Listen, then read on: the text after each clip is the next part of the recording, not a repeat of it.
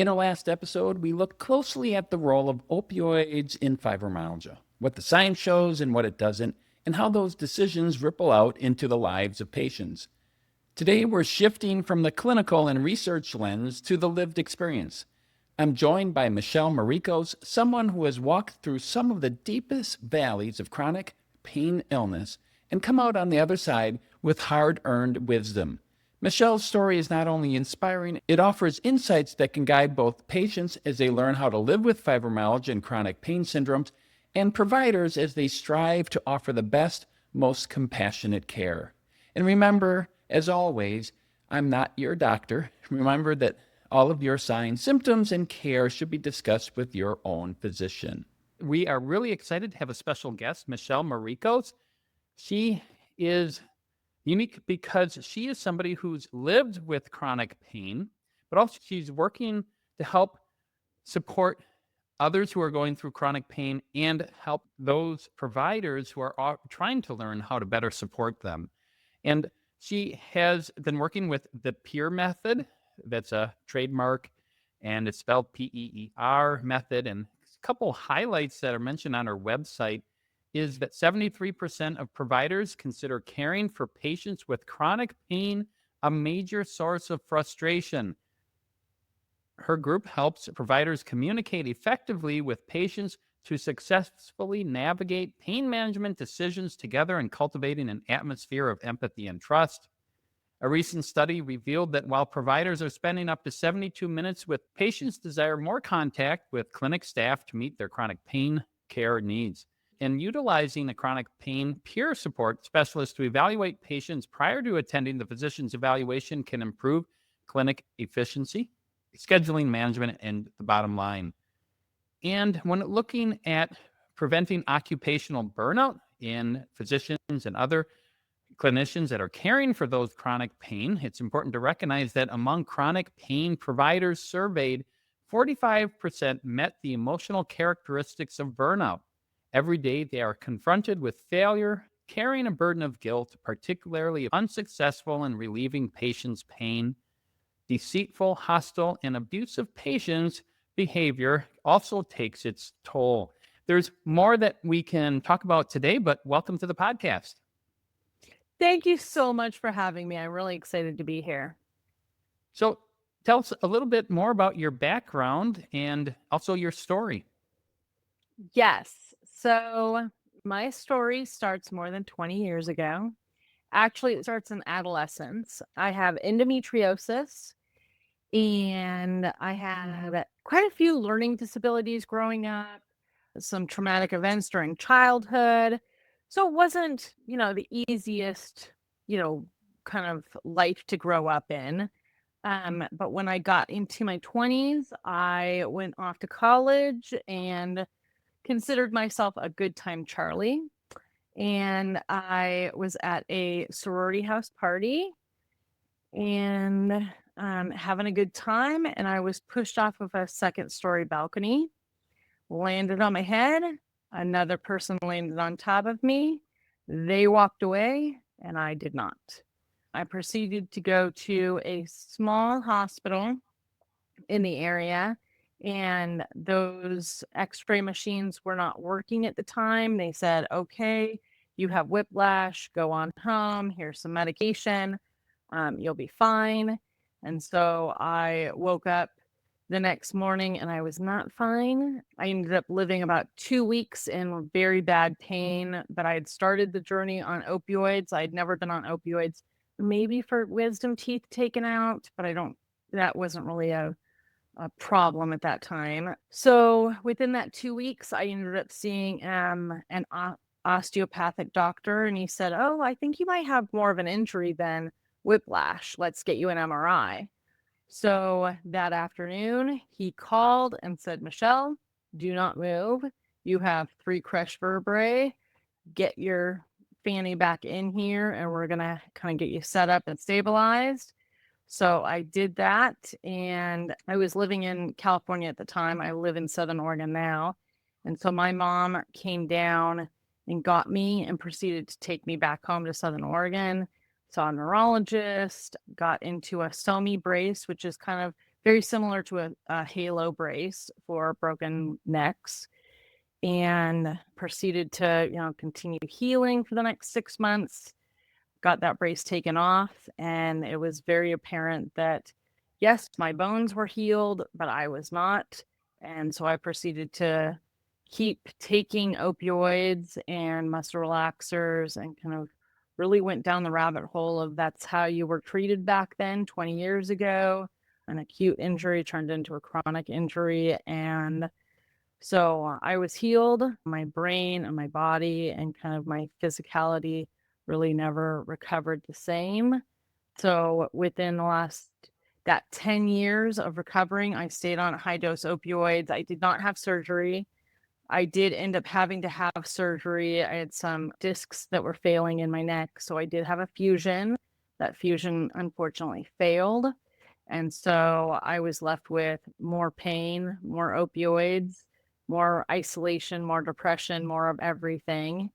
And so I went in for a second surgery consultation. They said, yes, we can do the surgery, but no, you cannot be on these high dose opioids. So go back home. Your doctor will know how to taper you. It'll be fine. We'll do the surgery. I went back home, asked my doctor about the tapering. He said, did they tell you how to do that? I said, no, I need some more help. So I asked to go to the Mayo Clinic. The Mayo Clinic would do the surgery again without high dose opioids, but they said they had a program that I could go to. And so I went to the Mayo Clinic's Pain Rehabilitation Center and spent 6 weeks there and tapered off the medication, learned everything I could learn about living with chronic pain and medication and what medication can do, what medication can't do. And so I left that program and was going to continue to go back into my job. I'm trained in agriculture. And once I got home, it was very apparent that there was a big space that needed to be filled for people living with chronic pain. So I became a peer support specialist specializing in chronic pain. And then I had the realization of providers need just as much help dealing with their patients as patients need dealing with their providers. So I started working in the medical field, helping providers with their patients and vice versa, helping patients with their. And so that's how I got here today. Yeah, that's kind of the abridged version. And there's a longer daily struggle that was going on, lots of things happening up until that point. And in this, looking back, who was the quarterback, so to speak, of your care during those years? I saw so many providers, as many people with chronic pain see all of the providers that we can see, but I had so much faith in my primary care provider. I loved my primary care provider. He was a wonderful, wonderful provider. It just was not, it was so hard to take care of someone that needed more care. I just didn't fit into primary care. I needed behavioral health support. I needed nutritional support. I needed an integrated pain care model, and we just don't have it in Southern Oregon, and so many places across the country don't have those models anymore. You had seen a surgeon or talked about doing Yes. surgery. Yep. But I'm guessing they weren't really quarterbacking that as well. No, it didn't feel as though the right hand was talking to the left hand. No one was speaking about how do we take care of this person that's living in pain. Is surgery the answer? And yes, surgery was the answer for the first surgery, but surgery wasn't going to be the answer for the second surgery. I'm assuming, and I have good faith, that second surgery would have failed as well, that I was not going to be a good candidate for surgery. That so many people are not. Yeah.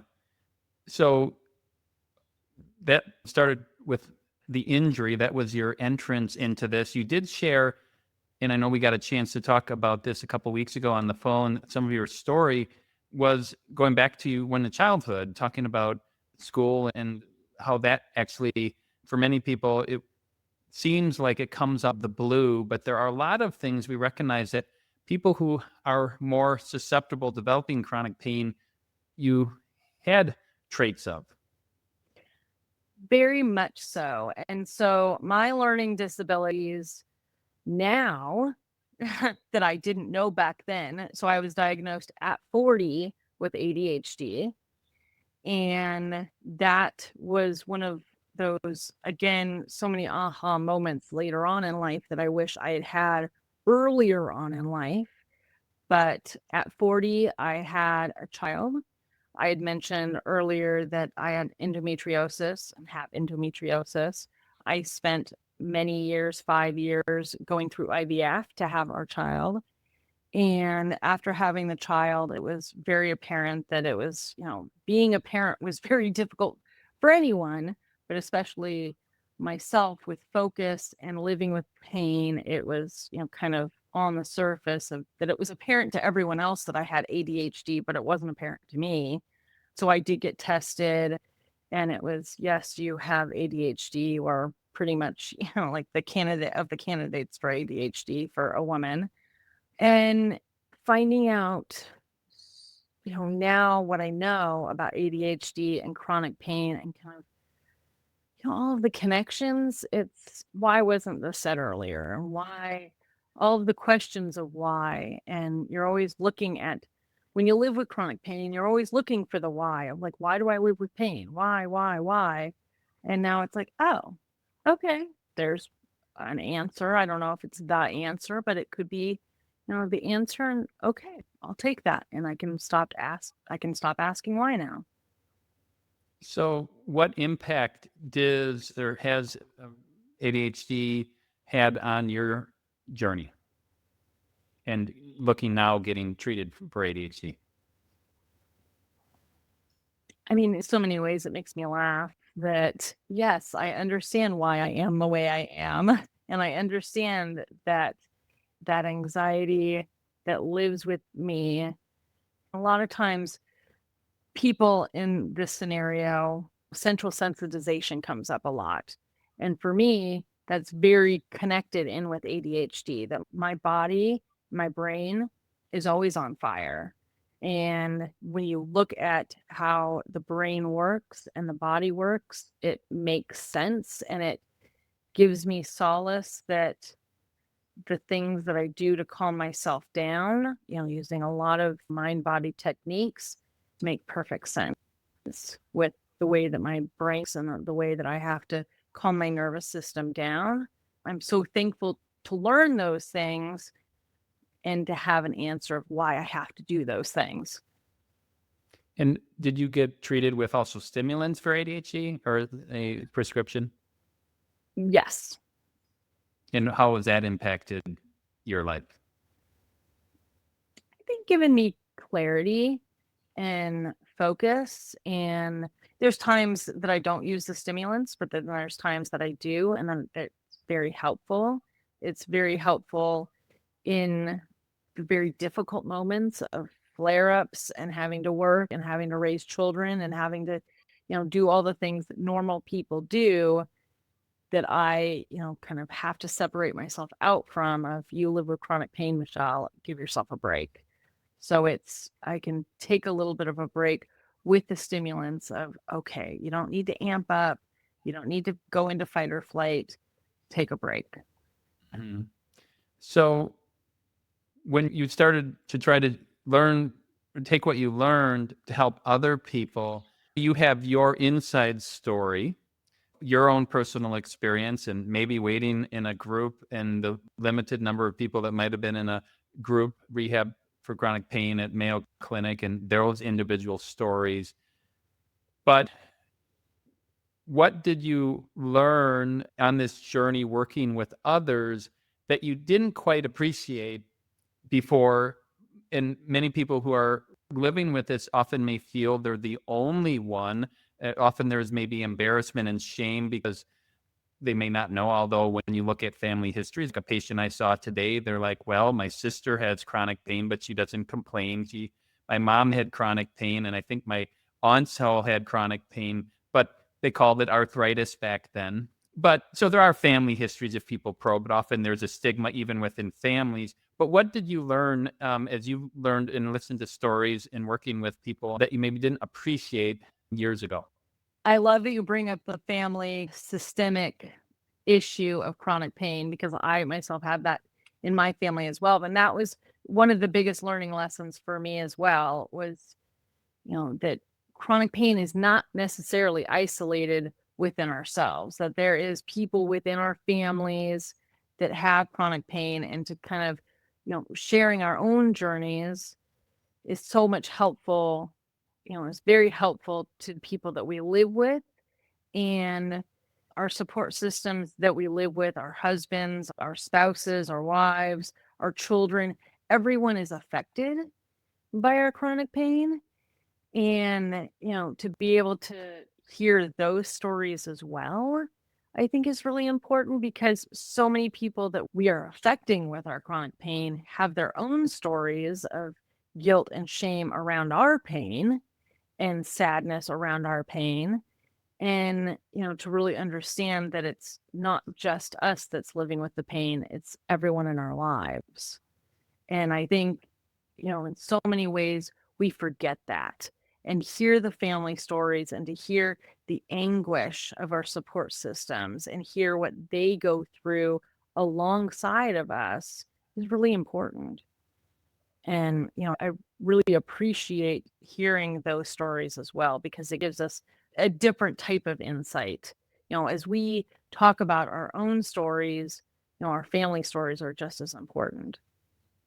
So within your own family, have there been some masking of chronic pain syndromes in your family tree that since you've been talking about this, people have come out from the hidden to share that? Yes, absolutely. And to share their own kind of struggles within their family systems, cousins and aunts and uncles. And, once you start talking about the journey of chronic pain, it's always interesting to me to hear the stories that come out from other people because so many people globally are affected by people that live with chronic pain. Oh, my aunt, or my uncle, or my grandma, that it's not just, those people that live with the stories. Talk about what you now are doing with the peer method and what that is in more detail and how and what you've learned in connecting and with the impact it's had. Yes, absolutely. So we have two programs. We train peer support specialists specifically around chronic pain. So peer support specialists are traditionally trained in recovery or in mental health. And as we know, chronic pain kind of slides in between both of those arenas. And so we have a certificate program that trains peer supports specifically around chronic pain and what it's like to live with chronic pain and kind of the 5 pillars of sleep, nutrition, socialization, isolation, and then really overall mental health well-being. And then our second program is specifically for providers. That is a program around difficult conversations and open dialogues. So as we know in the journey of living with chronic pain that you see many providers and providers aren't traditionally trained in communication. So that communication can go wonky very fast. And so we love, working with providers around how to communicate effectively with people living this really difficult journey and what they need to know about, living with chronic pain and how they can communicate effectively with compassion and empathy. What are the biggest misunderstandings that people who are living with chronic pain syndromes, whether it's fibromyalgia, chronic fatigue syndrome, etc., what are the biggest misunderstandings that patients have about this and maybe misexpectations of the system and mismatches that occur that are unique to this group compared to many of the more acute medical illnesses? I think you hit the nail on the head with the word expectations, that we have expectations that there's a cure. We've been told that we can be healed, that if you do X, Y, and Z, that you'll be pain free. And our expectations have been unmet.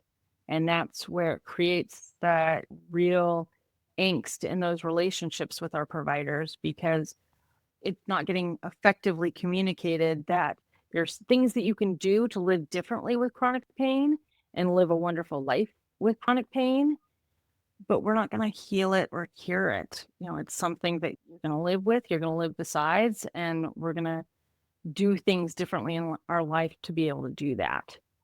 Why do you think that expectation is there?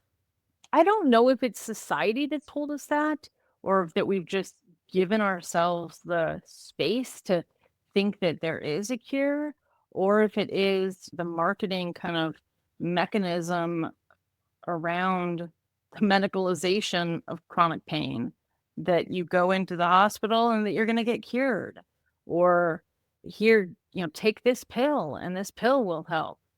And we don't have enough education and the life skills. We're not taught life skills to be able to live with pain.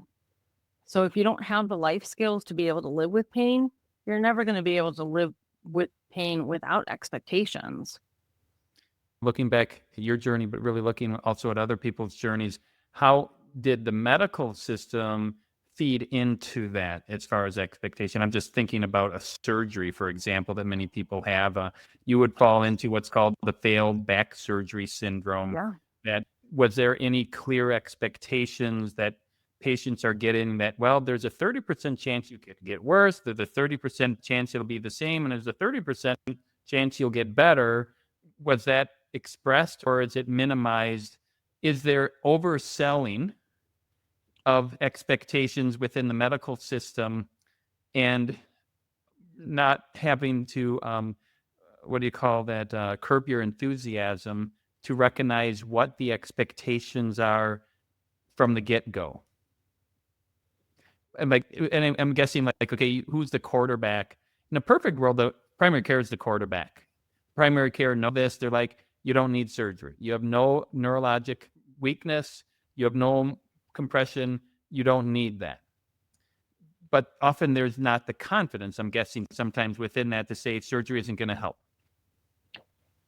Yes, those expectations are not set clearly. You see your surgeon, the surgeon says, yes, I will do the surgery. And then it's like, well, but what does it look like afterwards? And like the aftercare plan and the what ifs of what if this does fail? What if I am one of those people that's not going to have the successful outcome? And you hear about, conferences and different, medical sources and medical journals of failed back surgery syndrome. And what does that look like? And what is that percentage? And that we're not necessarily looking at those numbers real hard because they're not good numbers. So we tend to sweep them under the rug. We don't want to look at the numbers. We don't want to say like, oh, you've had 3 surgeries. Oh, let's not do the 4th. It's like, okay, let's try again. Why do we keep on the carousel? Why do we keep doing the same thing over and over again, expecting different results? Isn't that insanity? I mean, that's the definition. We keep doing it, and it's failing our population more. And then we're caught into this cycle. And how do you get out of that? It's a different conversation than can happen in 15 minutes. Absolutely. There's a unique kind of a double-edged sword through this that I often see is that many people who struggling with chronic pain are more likely to be more neurodivergent. Some may be autistic. There may be more of this black and white thinking and some of the gray areas and the nuances. Often they might have seen something and said, oh, you have a disc. And then nobody said, well, you know what? I probably got a disc out on pressing on my spine right now, and it's not causing me pain. We can't even prove that causes it. And we know, of that. But that's a long conversation. To say that somebody says, well, you have chest pain, you're 22 years old, you might have POTS or a chronic pain syndrome, but you aren't having a heart attack, you're not having a stroke, but the pain's real. But it doesn't mean you're imagining it, but you have a hyper-responsive, hyperreactive nervous system that under levels of intense stress and other factors may amplify. That isn't satisfying always to that. And there isn't enough of those messages being repeated from, I think, with that, because it's a conversation, because not everything that is hurting you is actually harming you. And it's a simple message. And actually, this is the whole message of the podcast, is to recognize that. Now, the podcast we call Conquering Your Fibromyalgia. I have patients that are in remission. They're doing great. They're without medication. And I have, I think, a very high percentage compared to the person who's not experienced with this. But I also have people who have things going on in their life. They may be caregiving for their elderly parent who's getting up 2 to 3 times a night, and you have to help them get to the bathroom. And there's chronic caregiver fatigue caring for somebody. And it might be, I'm never going to get you past 50% at this level. Like, this is constant. A patient of mine may share that, you're living with somebody who has a substance use problem in the family. Maybe a spouse has a substance use disorder, and there is chaos and instability. While that's happening, it's nice to hear stories. I share with my patients, like, I'd love to have you write down your story and get more information. And often there's this, well, I had stomach aches when I was a kid. Well, I struggled with learning. I didn't focus well. But, back then, if you were a girl and you didn't focus well, you weren't going to go to med school. We didn't get all excited because, well, that's okay. And all of these things. And maybe I did have some inattention. I did have painful periods. Maybe I did have PMDD, but maybe you were told to mask that. And come on, everybody gets pain. So just take some Midol. It's not that bad. You're nodding your head. Yep, that period pain, that excessive bleeding, it's totally normal. Everyone has it. And to what degree that is causing distress, and to recognize, hey, that may be a factor. This may be some things that are recognized. What can we do to help lower your risk down the road if we identify that? I think there's a lot that we can do to recognize, like, hey, you're more prone to get chronic pain. So while your friends may stay up late for sleepovers, it's really going to be bad this week because you're due for your period. So you need to have your exercise, your sleep, and your nutrition, all your ducks in the row as best you can. And just tell your friends, oh, it's Dr. Lenz, and he's saying I just should do this, or I do better, blame it on me, or just recognize that. And then odds are one of those girls, it's a sleepover. It's like, why are you doing that? Why have painful periods? And I better when I exercise and I sleep and I eat better. And, oh, well, I get that too. My mom said, that's just suck it up, buttercup. Yes. And I think so much of the preventative ways of looking at our lives early on and giving us a chance to, prevent some of the chronic pain before it happens, giving us those life skills and giving us a chance to do something different before we get 10 years into high dose opioids and have to come off of it through a program. Like, how different so many people's lives would have been if we had you as a primary care provider. Yeah, something that I learned, I kind of an interesting story, and talking about why did I get interested in this.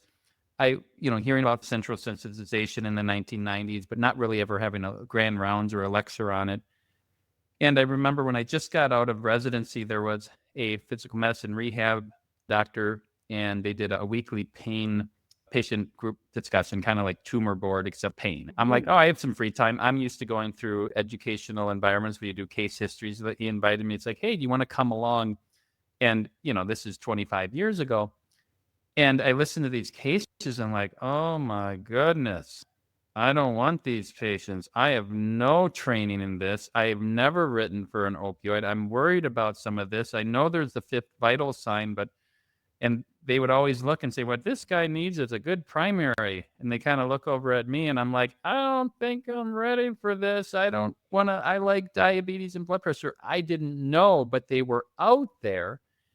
I recognized early on, probably around 2002, that opioids were addicting, when I had a patient who was a narcotics detective who actually was on Oxy, and he had the worst at age 40, falling out of golf carts and injuring himself, which really turned out he wasn't injuring himself. And I asked him to sign a pain contract. And I said, I'm never riding Oxycontin again. I don't care what the cute drug reps are saying about this not being addicting.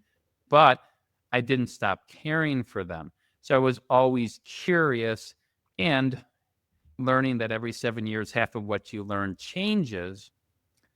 I knew that I was paying attention. And so then caring for this group of people, you start to see some of these patterns. And so I don't think many doctors have this kind of understanding. And hopefully, I'm curious what you think. Hopefully, you are seeing improvement over the years now where there is a better understanding, although there's so much room for this to grow, but we're not trained to handle that. And I think that's a space too for medical boards and medical education to step in and give those trainings, especially around communication. That when you went through medical school, did you have any education around communication at all? On chronic pain? On communication at all? Yeah, no, I mean, I remember in med school, we had like a taped interview, like sample patient interview, and going through how to communicate. So we had a little bit of that, but not tons, but it was enough to talk. So we had some of that listening skills, and we're still learning that, but not a lot, but more that could be done. Yeah, absolutely. There's always more that can be done because all day long, that's what you're doing is communicating. And most of the time, you're going to be communicating with people, especially like in your realm, that you're communicating with people in difficult situations and having difficult conversations that, okay, you live in a difficult situation. Let's get you the help that we can get you.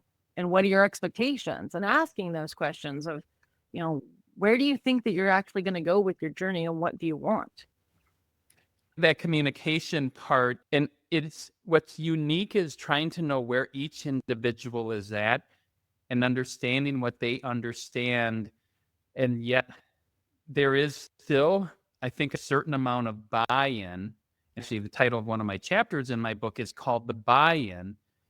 You don't have the biomedical understanding of a crush or nerve or something's necessarily happening, that it's a difference in how your brain is processing things that often doesn't always land right. But if it can be done, and that's kind of why I wrote the book and why I do the podcast, is to try to have this as the standard of care, that people understand this broader context. As I like to say, office visits are short, but these are complex syndromes that need ongoing perspective taking. And that's why hearing stories like yours and other people listening around the world can recognize, okay, there are these other people going through this. Any other thoughts that come to mind? Yes, because I don't necessarily need the biomedical experience to understand what's happening with me as long as you validate my experience.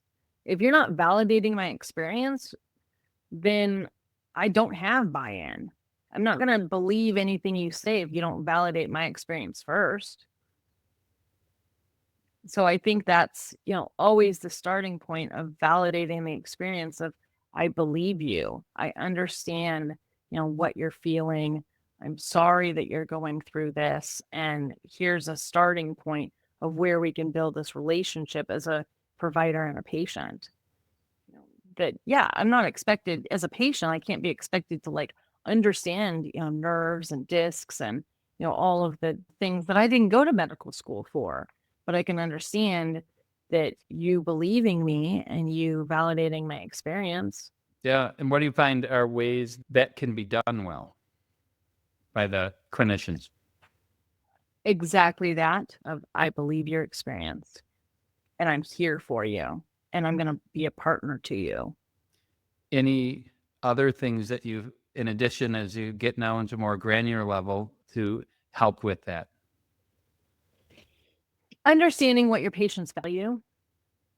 Are they valuing family? Are they valuing their time? Are they valuing their work? Are they valuing the ability to walk their dog? What are their values? And actually finding out those values, that really can create so much of a bond between you and your patients that it can really change the relationship and continue that buy-in process. So what's important to them, I'm guessing that has many things, it's validating, but also could be a tool to help with motivation to make some of those lifestyle things like, oh, you really love your animals. Wow, well, maybe we can tag team the love of animals with going for a walk. And maybe there's also some trauma in the past, but now you have a strong dog that's protecting you and actually maybe allowing you to go further than you would otherwise. Absolutely. And digging into creating that system, that person can believe in themselves as well. Self-efficacy, self-responsibility goes hand in hand with, their values as well. One of the things that I have find working with patients is having them give me a timeline through their life, like we were talking about their story. And when I have them come back, and sometimes it almost is like a page per decade, often there are other things that may have gone on. Like maybe when you fell from the university building, there may have been others, like in a way, substance use issues or food addictions or other things that you didn't realize you had. And then when you get injured, there might have been other stuff. You didn't maybe have the best coping strategies. I'm not saying you individually, but people out there, maybe they realized that drinking alcohol or partying or that environment might have been a coping mechanism to some degree. Absolutely. Yes. I'm the first person to say that I didn't have the coping mechanisms or the life skills to be able to live life in general, but especially to live life with chronic pain. So, Yeah. yes, all of those things. And I think that's really important to be able to look back on, because I think we concentrate so much on the experience of pain that we forget everything that, has happened before, and that all of those experiences contribute to this life of pain. And for many people, I think somewhat in a sense of journaling and a chronologic journaling, there may be this recognition like, well, we have this tendency to remember the bad times. And there might have been, well, there was this gap where I was doing pretty well, and that's when I had been walking and swimming and this and that. But hypothetically, my sister gets diagnosed with breast cancer. So I was having to help take her to cancer visits, and I was sitting holding her hand while she was getting chemo for a 6-month period. And I remember my stress and worry, and I had to help you recognize, oh, I did have a gap where I was doing well. And oh, well, I didn't get injured. If anything, I should have gotten better. I was resting more, but it got worse. Yes, absolutely. And I think that, yes, focusing that kind of old adage of, the negatives, you have to say 14 positive things to negate a negative. The negatives stick in your mind and those positives do not. Any other thoughts that you have, things you'd like to share for those who are out there listening, living with chronic pain syndromes? I love having the pain community, knowing now that there are other people living this experience. The more we share our experiences, the positives and the negatives, our sharing helps others. So the more that we can share and help others, the more we're contributing to change. Any other thoughts that you have? I could give a bunch of questions that I know that you've given a lot of talks. I guess maybe on the, what are you learning when you work with physicians and clinicians that they're finding the most helpful and insightful and eye-opening? I think providers, don't get a chance to hear others that are sharing this experience. Of course, they're hearing from their patients, but they're not hearing the full story.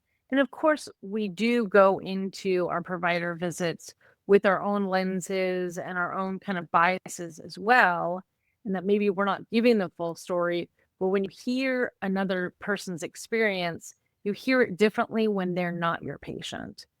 And so, that's a lot of why I do what I do. That if I'm giving insight to this experience to any provider, that's made a difference. And that the chronic pain community, we've been failed time and time again. And we do have to change the way that we treat chronic pain and the way you look at chronic pain, and that, the winds of change blow very slow. Any little bit helps. That, we're just going to keep trudging along. So for people wondering about the peer method, tell me the background on that. Kind of, it's an acronym, but it's a trademark. It's an organization or somebody who started this, and tell me about what that is and where it's located. Yes. So the peer method is through moving through chronic pain. And so moving through chronic pain is an online resource, movingthroughchronicpain.com. And we do have resources. We have a blog, we have the website, of course. And then we also have one-on-one consultations. If any patient or provider would like more help with understanding chronic pain, we are available and we would love to chat at any point. So it's online. I know it says Yes. on your website that you work up in the Northwest. It says to date, more than 50,000 Pacific Northwest medical providers have attended our pain management module. So there's a regional aspect of this. 90% surveyed feel that their skills they learned were essential to their success in treating patients with chronic pain. Yes. So in Oregon, we are very lucky that we have a pain management commission. And so I've been a member of that commission for over 5 years now. And that commission actually puts together modules that are for trainings of providers. There's also a patient module as well.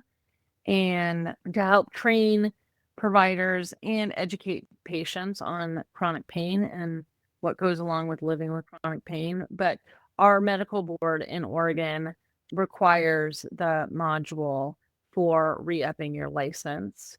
Yeah, Oregon is a very special place that we have seen the gaps and that we are trying to fill the gap with education for providers and for patients. And what if you're not in Oregon in the Pacific Northwest? And You can still sign up for the modules and take the modules. They're completely free. then Yep. if you're a patient who's not in the Pacific Northwest, I get a sense there's a peer support specialist who actually go in with office visits sometimes with people living. Is that correct? Yes, we can do telemed. We don't go in physically, Oh, across the nation, but we can do telemed visits at any point. so So is that's what that we've set coming up to in do. at like a listening in and almost like a Zoom or speaker phone or listening in with permission with the doctor to say, here, I'm help to listen and tell. Yes, and bridging the gap if there is, information that a patient is missing or provider is missing. So many times that disconnect in communication happens and the peers are able to step in a neutral place and help fill that gap of, okay, this is what this patient is saying and this is what the provider is saying. Yeah, and I could see that being helpful to distill down. And I don't know if this is there's a pre-visit discussion that probably happens, that's probably much longer than the actual doctor visit. Peer and the patient, and then going in with the provider separately as well. So there's Sure. lots of different touch points.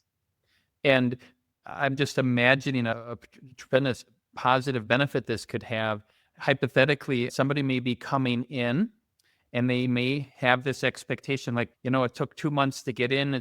He's very busy or she's very busy. Well, I want to get all my questions answered on everything. Can you look at this spot that's not changed in 10 years? And what about this? And like, whoa, what is the most important thing? Your doctor Yes. cannot answer 5 questions on all of these. Maybe well, I thought he'd check my diabetes and my high blood pressure and my this today. And it's like, yeah, he has to do that and he has to talk about those. Is that resetting expectations for that visit? Yes, absolutely. A lot of what we do is just expectations and a lot of journaling and journal reading with patients. What are your top goals? Let's pick the top 3. That is the most helpful in those visits. What can we help you with 2 or 3 goals?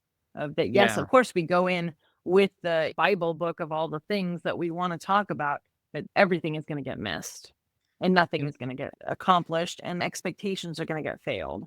So we never want to have that. And for many people living with chronic pain, they in a sense often feel very overwhelmed. And then coming to a doctor visit, may come in with a little sense of feeling overwhelmed and stressed and trying to get these things answered, and maybe bad experiences in the past and being dismissed and validated and sharing these kind of things and then actually be listened to. But there also can be doctors, as best they can, trying to translate treatment options and expectations may sometimes come across as they may not have come across with very well-meaning doctors who may have keyed on something that set them off and then turned them off to the rest of the visit. And you might be objectively listening, going, wow, this doctor did a 5 out of 5 job. But afterwards, do you sometimes find that the patient suddenly feels like that was a terrible visit and you think, oh my gosh, the doctor did a gold star job? Can you talk about that? Yes, absolutely. And that has happened many times, actually. And that's where we come in with the follow up of like, what did you hear the doctor say versus what actually was said by the doctor or the provider in general, and being able to communicate that effectively as a peer, as a person living with chronic pain, and being able to disseminate that information. Yeah, it's bridging the gap, that there is gaps on both ends, what the patient hears and what the provider hears. And I could imagine this is a recurrent conversation that goes something like, well, we saw the interventional doctor who does procedures of whatever kind, and they said, well, they don't have anything to offer to help you. What they are really saying is, I'm trying to actually save you from potential harm from doing something. Now, within the broader pain perspective, and they might say, I want you to see somebody else, and it might be understood as they're brushing me off. I have a friend who went through surgery and they were cured, or I saw this thing online who had a laser disc surgery and that.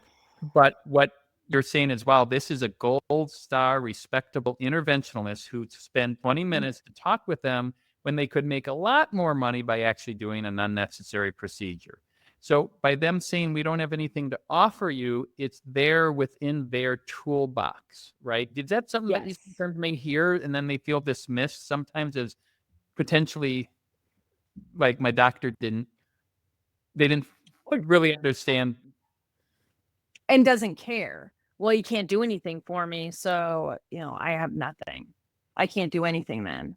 So then so you're not going to change your diet, you're not going to exercise, you're not going to do anything because this one provider said it's not in his scope to actually do the things. But there's many other things that we can do, and instead of listening to the can do's, you listen to the can't do's. So it is part of our job, essentially, is to handhold and walk with you in the patient's actual journey of what can we do. Yes, the provider said we can't do that, but there are so many things we can do. So let's go with those and refocus. And I think that's really the basis of self-efficacy and resiliency and acceptance, that, we have to have some foundation here. I think that's a great perspective to share. And I think it'd be nice to have those intermediate translators. As a doctor, I try to work as best I can with people. I know that there was this survey for people living with fibromyalgia, POTS, chronic fatigue syndrome, and rating your experience with the medical community from very poor, fair, good to very good. And it was like 3% very good, 7% good, 40% fair, 30% poor to 20% very poor. If that was your patient satisfaction in the United States that's often looked at, you would almost be called to be fired but that's the average score of people rating their care living with chronic pain. Doing some sample Facebook group little polls about rating, it's a pretty much bell curve in the world of other medicine. If you don't say your doctor did a very good job, he did a bad job. It only takes one person from those patient satisfaction scores.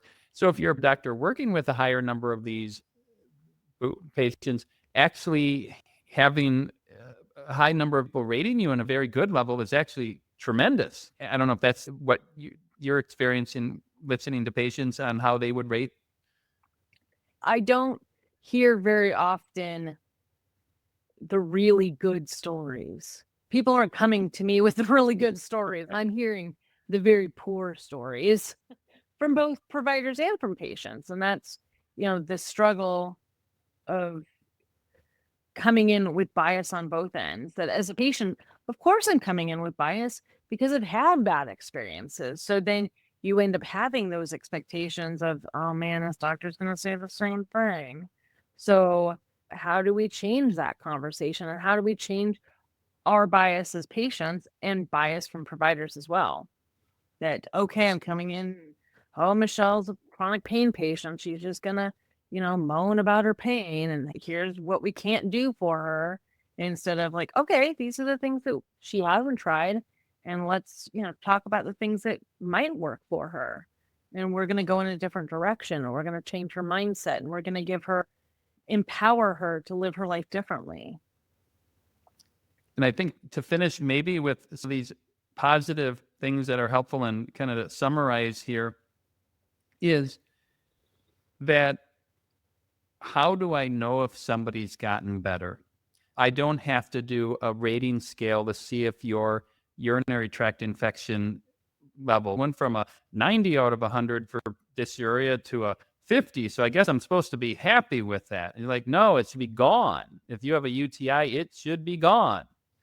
Well, in the chronic pain world, we often have these factors, and it's not just pain. In fact, many of my patients, it's brain fog. Their cognitive impairment is more devastating. I had a patient today thought they were getting early Alzheimer's because their brain fog. As you get older, past menopause into that range, and it turns out often there's overlapping ADHD or a sleep disorder that's interfering with these. But one of the tools I use, and it's very helpful, it's a functional, the Fibromyalgia Impact Questionnaire Revised. I think you need to be doing that. You should be, whether it's monthly or weekly, assessing the widespread pain index and symptom severity score. It's extremely validating for patients. And I think often what I learn is, well, actually, it's not just your back. Actually, you hurt everywhere. And actually, you've learned as a good patient, you've learned to be a good patient, because good patients don't say they hurt everywhere, because then they just know that nobody will believe them. So you have to pick one spot, because maybe somebody at physical therapy said, we can only work on one thing. We can't work on your foots and your ankles and your back and your neck and your arms and all of this. So we got to work on one today, because insurance only covers it. But if you recognize, wow, you have pain in a lot of places, that's validating. And I often preface this when I do the widespread pain index. I'm like, if you got chronic pain, you're going to only call it a pain if it's severe. I want to know if it's tight, ache, sore, stiff, uncomfortable sensation, unpleasant. So let's go down the list.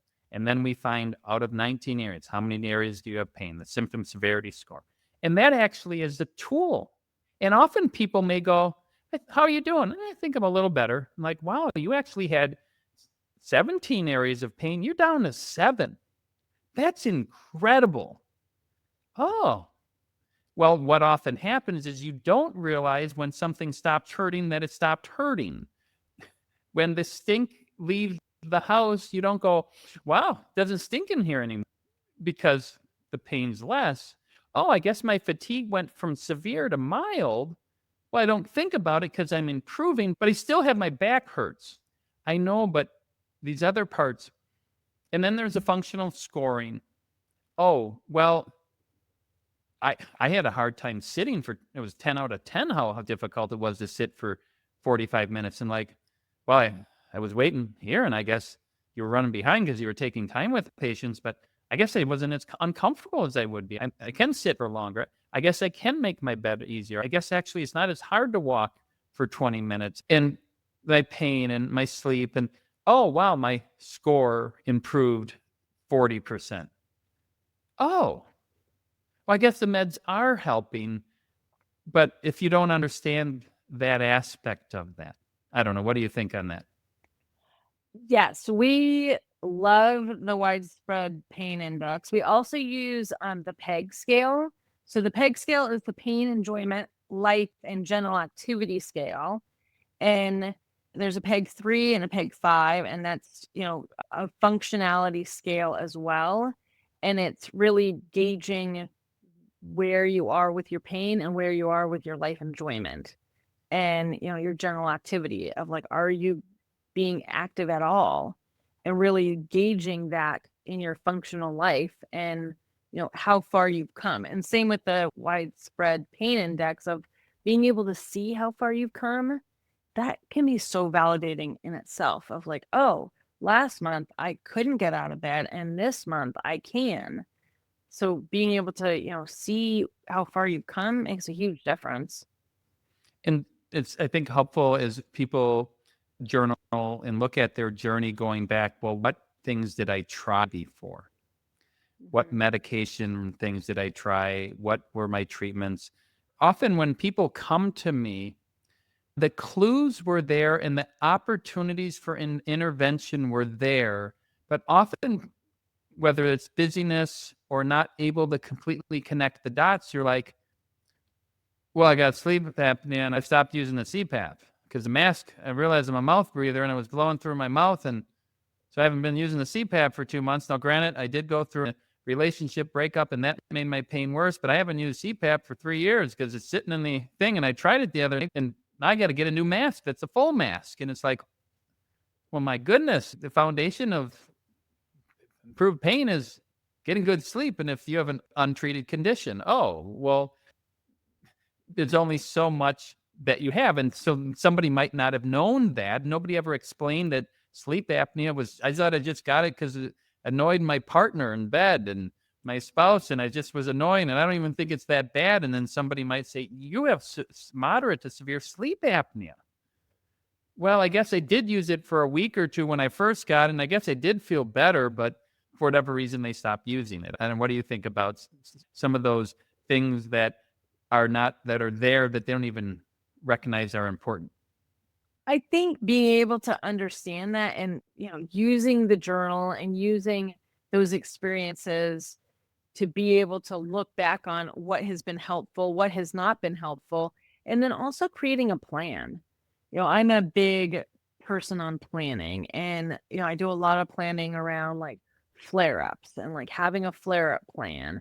And really, that's made such a huge difference of, being able to understand why the flare up happened, when it's going to happen, not necessarily predicting it per se, because sometimes stuff just happens, but actually having a plan. And I think having a plan around looking back on, these experiences on what has worked and what has not, can really change how we go forward as well. And it creates, like you're saying, that agency, like, oh, I do have some control over things. I'm not a hapless victim that these are happening to me. And I granted, you can't pick the brain and nervous system. You can't pick that somebody puts you out a window and trauma and somebody is, was raped or something like that in the past, that they've gone through terrible tragedies in their life that wasn't, that they invited, obviously. But what can I do moving forward, and recognizing sometimes I find that often there are good medications that we have. A common story I hear is somebody said, well, I tried gabapentin and it just made me worse. And then I'm like, well, how did you use it? I took it in the day and my brain fog got worse and I just felt like a zombie. And I'm like, well, did you use it at night? Well, not really. I'm like, did they know about your restless leg syndrome? No. Did they know about the periodic limb movement disorder? Well, no. Well, actually, did they ever screen for ADHD or autism? Well, no. Do they know about these things? Well, no. And it's like, actually, if you have restless leg and we use it just at night, 2 hours before you go to bed, as it takes 2 hours to kick in, start at a low dose, titrate up, and hopefully we don't need one during the day, although sometimes we can, but at a lower dose, they might be, oh, I guess I did sleep better, but nobody told me. So sometimes it's the right medicine in the wrong dose at the wrong time for not the full reason. And you just have to ask some of those questions. And then somebody said, well, I still had pain. Well, yeah, but did you do a functional impact score to recognize that you actually had less pain, you had less fatigue, you had less brain fog? And that's the part when I work with patients. I start at that baseline and I can validate, go, the fibromyalgia impact score, you're 97 out of 100. People who have this are basically disabled if you're 80 to 100. You're actually working now. I am extremely astonished that you are doing what you are. You are just doing an incredible job of persevering. I'm, validating. Absolutely. And, that's a really high score. Now that might be, oh, that's hopeless, but like, wow, I scored really high. And so you might end up getting something where it drops to 80 next time. That might be a flare up for somebody, but that's shoot your arms in the air. You got an 80, and they might go, I'm still in pain. It didn't help. Well, you scored some things at 6 or 7. That last time everything was a 10. Yep. Any difference sometimes is the biggest difference. And then That moving in to that. And sometimes there may be these seasonal things like, well, I liked when I was walking more and I had steps. And here in much of the country, if the weather's warmer, they might be outside because they like better and warm. But then they get bored walking when it's cold indoors on a treadmill. And it's not as much fun. I know it's great. We wish we could all live in the perfect climate, but you got to get your steps in the winter and pace yourself. I love what your program is doing. It sounds like a neat program. I bet so many people wish they could be able to access this and get connected. Can you share about how people can reach out and get connected to this program? Yes, absolutely. Email. So support at movingthroughchronicpain.com. And then also our website, movingthroughchronicpain.com. And then as well, I'm on LinkedIn and I love connecting with anyone on LinkedIn. So please reach out anytime. And yeah, look forward to speaking to anyone. Well, thanks again for coming and taking your time with us on this nice, lovely evening while we're recording this. Thank you so much for having me.